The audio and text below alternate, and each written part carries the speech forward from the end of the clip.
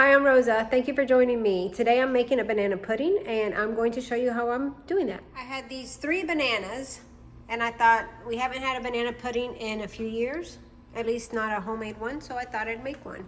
And I have flour, sugar, eggs, salt, vanilla. I have evaporated milk for milk because that's what I have on hand. I sent my husband to the grocery store for some vanilla wafers and I think that's about all I need. I used evaporated milk instead of whole milk. I needed 2 cups, so the can was 1.5 cups, and I added water to the remainder. I separated my eggs. There's 1 full egg in here, and 3 egg yolks, and then 3 egg whites over here, and I got some yolk in there, so hopefully that does not mess me up. But I have my casserole dish ready, and I have my pan where I'm going to make the pudding. I want this to be overly sweet, so I'm going to take a 1/4 cup of sugar, and then like 1/8 cup of sugar, maybe a little less, and put that in my pan. I'm going to take 3 tablespoons of flour, a 1/2 teaspoon of salt. I brought this over to my stove where I'm going to add my egg yolks with the 1 whole egg.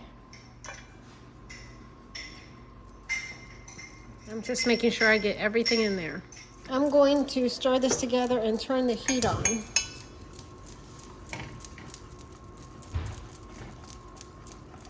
And I'm also going to add my 2 cups of milk. I'm going to whisk this together. I want to make sure I get everything incorporated in here. I don't want any lumps. And once it starts to thicken, I am going to add vanilla extract.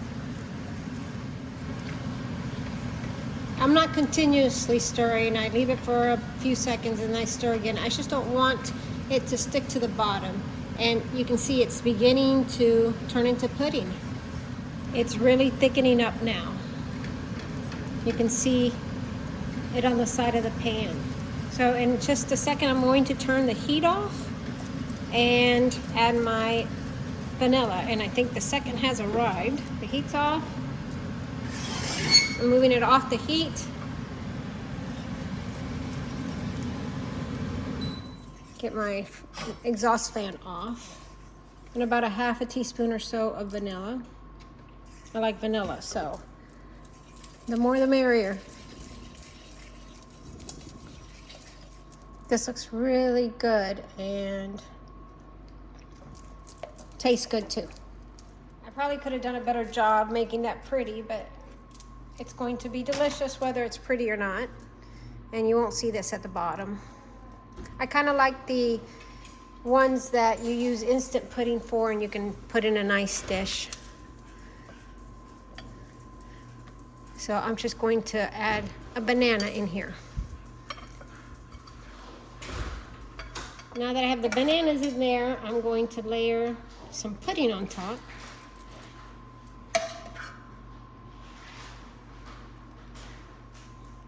And I'm going to add some more vanilla wafers, another row of bananas, and the rest of my pudding.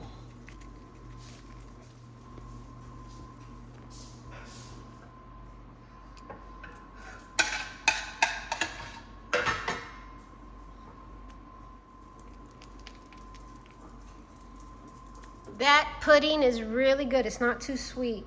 I don't like desserts when they're overly sweet. I rather something more palatable. So now I'm going to make the meringue and put it in the oven. For my meringue, I'm going to take my 3 egg whites, and hopefully that little bit of yolk doesn't mess me up. Just a little bit of salt. And I'm going to beat this.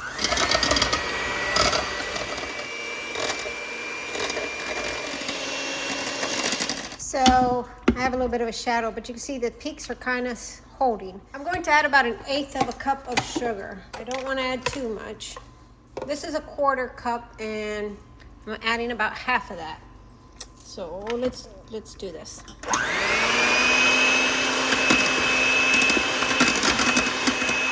I am going to take my meringue and put it right on top of my pudding and then put it in the oven. I'm gonna put this in the oven at about 425 and just let it brown up. There's my banana pudding. I'm gonna put it in the oven now.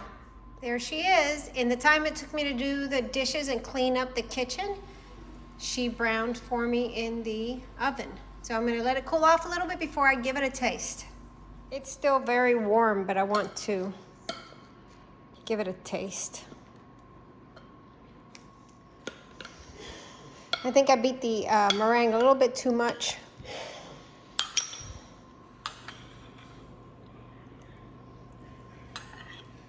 Really tasty, very warm still. It has just the right amount of sugar. I don't like it too sweet. This is sweet, just not overly sweet. And it's good warm, and it's gonna be really good once it cools off and I put it in the refrigerator and enjoy it again tomorrow. Thanks for watching and coming along with me as I made banana pudding, and I look forward to seeing you in the next video.